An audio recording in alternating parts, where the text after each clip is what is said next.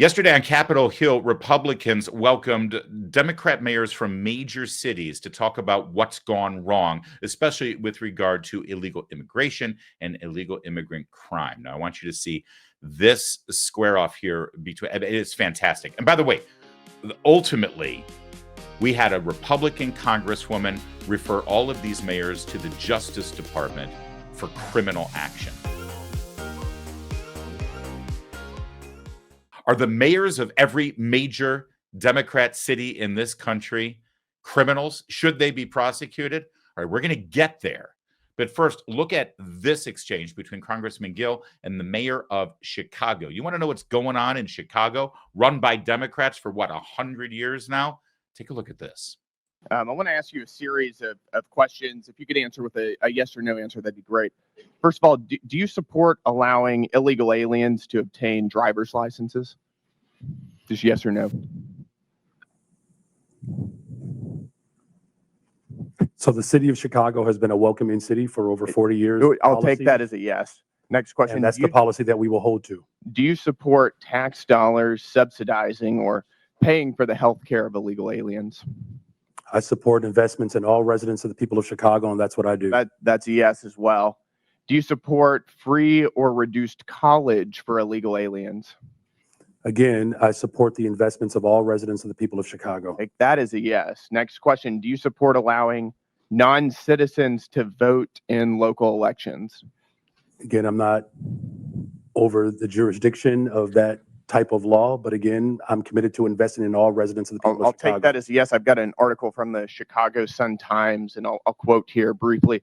Johnson proposed, among other things, that all residents, regardless of citizenship status, be able to vote for Chicago Board of Education members. Next question. Your website states, and this is your campaign website, quote, "I will not stop fighting until abortion access is completely secure for people all over the country," end quote.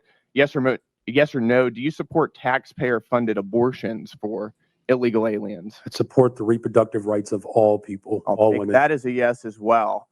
Your mayoral transition website mentioned support for creating a Chicago Board of Education non-citizen advisory board. Again, yes or no, do you support appointing non-citizens to government advisory boards? I was invited here today to discuss welcoming cities. Yes or no? I was invited here to discuss welcoming cities. This is a yes or no If you're question. interested in asking me questions about the welcoming city, I'm happy to answer those questions. No, we're going to move on.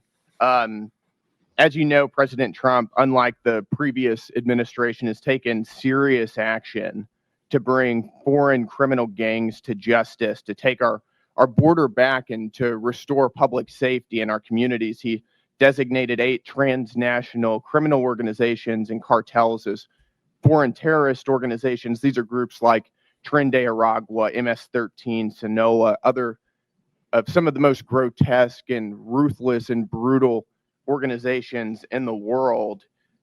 You, as mayor of a sanctuary city, have been virtually giving favors to illegal aliens. Apparently, you support an enormous amount of taxpayer resources going to them as well. But you yourself have also received a lot of gifts.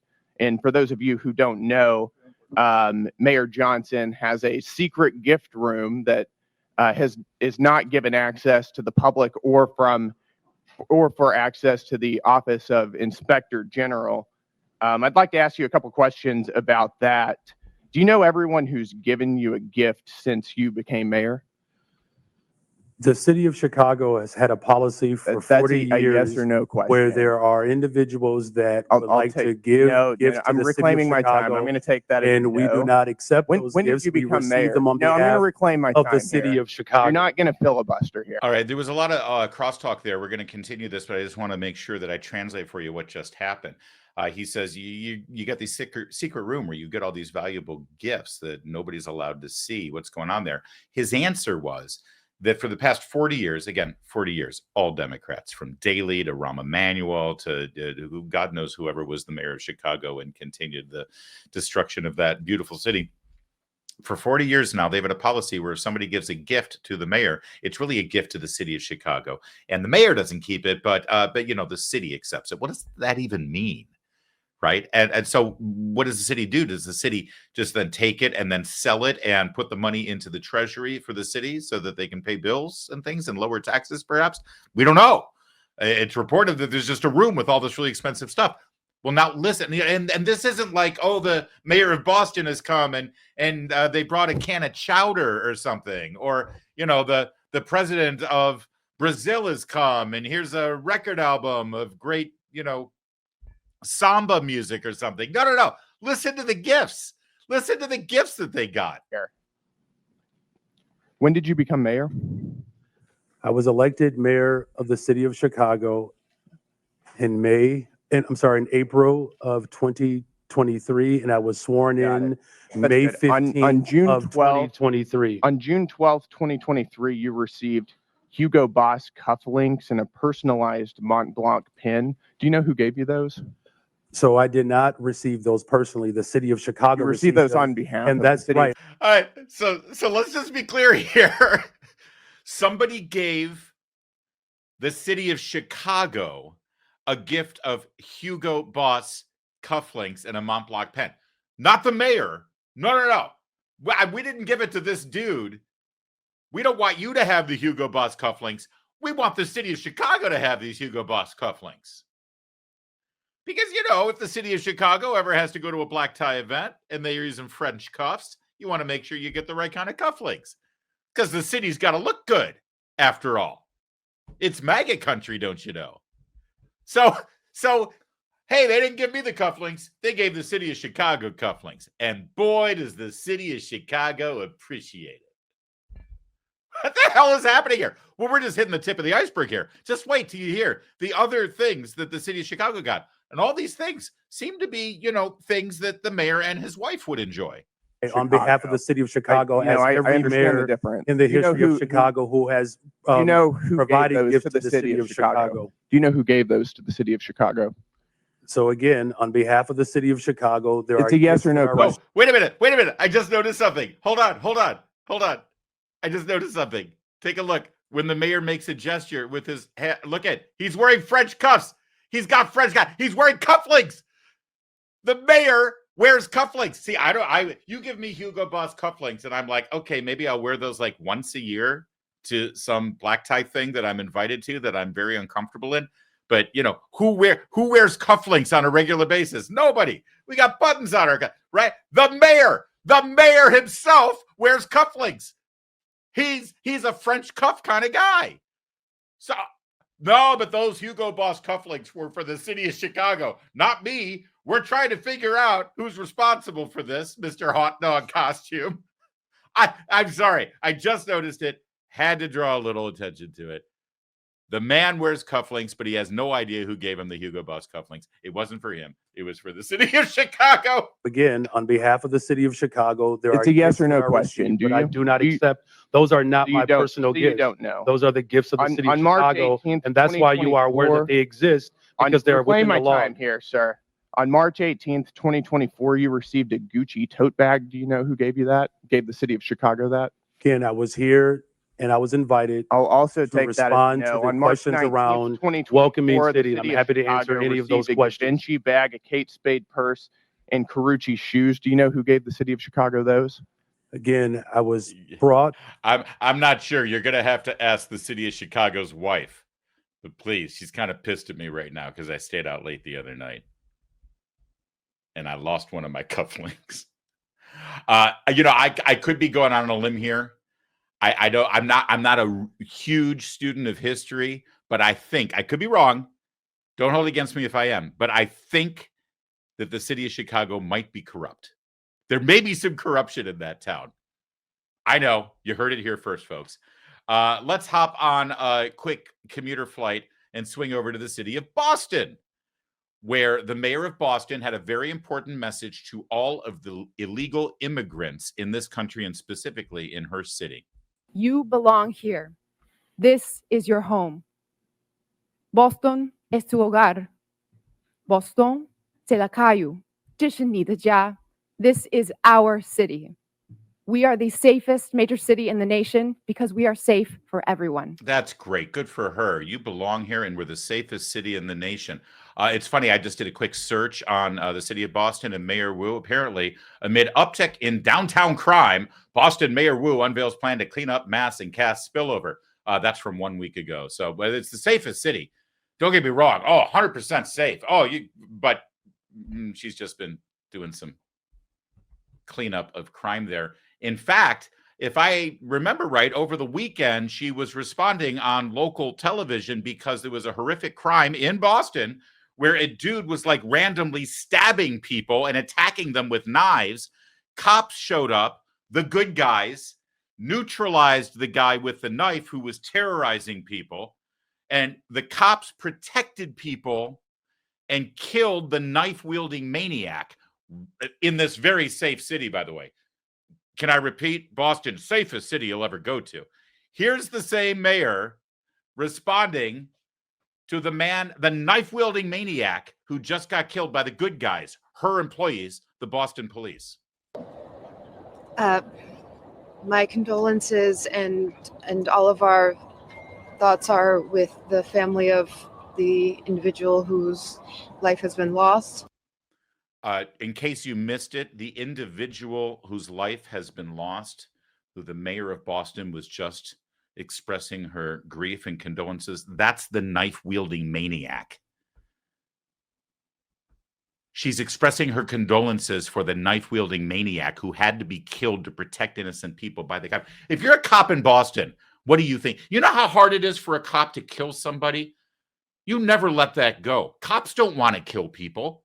But if they're forced to do it, they do it in a just way and in a righteous way to protect innocent lives. And that's what her employees, her cops just did that. And her grief, her condolences, her emoting is for the perp and not for the poor cops who had to go through that, not for the victims who were terrorized by the maniac. That's your Mayor Wu of Boston, who can speak multiple languages and welcoming people who don't belong here. Where else have I heard about Mayor Wu? Oh, that's right. Tom Homan just mentioned her the other day on Fox News. What is real and true about what's happening with illegals in Boston, Tom? Well, look, she's looking forward to coming to D.C. I'm looking forward to going to Boston, which is going to be real soon, because we're going to go there and we're going to make that city much safer. You know, when I was at the CPAC the other day, what I said was a fact. I stopped counting at 9 sexual predators, rapists, most of them children, that are walking the streets of Massachusetts because they don't work with ICE and they don't honor detainers. So 9 sexual predators whose targets were children, have been released by this mayor in Boston instead of handing them over to ICE. These are illegal immigrant, criminal, pedophile, sexual deviants who, rather than hand them over to ICE to be deported, this mayor, in multiple languages, letting all of those sexual predators know that they belong in Boston. Well, there you go. We're on notice now. We know who is welcome in Boston. And by the way, we know who's not welcome in Boston. That would be me, because I have no interest in going after learning all of this. I am glad you went to Ash Wednesday Mass. I'm glad that you are going through some penitential self-reflection, because I think you've got a lot to reflect upon. Don't we all? Let's wrap things up with the best moment of this entire hearing, I think. Representative Paulina Luna out of Florida calling out these mayors and literally indicting them, I mean, as far as she can, and sending a criminal referral for each and every one of them. Don't believe that banning the transfer of individuals into ICE custody for the purpose of civil immigration enforcement encourages illegal immigration into Chicago. Or how about agencies, or agents not being able to stop, arrest, or detain individuals based solely on their immigration status or administrative warrant? So we comply with all laws, local, state, and federal. To me, after this line of questioning, it's very clear that these policies that you have all implicated are active and alive and well in your cities, are in direct violation with U.S. Title 8 Code subsection 1324, and is a federal offense. But you all speak about a broken immigration system, and yet here you guys are aiding and abetting in that entire process. I want to be very clear about something. Open border policies, which is something that you guys are talking about, hurts people on both sides, meaning the people that are coming here illegally and then American citizens as well. I do not think you guys are bad people, but I think that you are ideologically misled, which is why, unfortunately, based on your responses, I'm all going to be criminally referring you to the Department of Justice for investigation. And as soon as I leave here, these will be going over to Pam Bondi.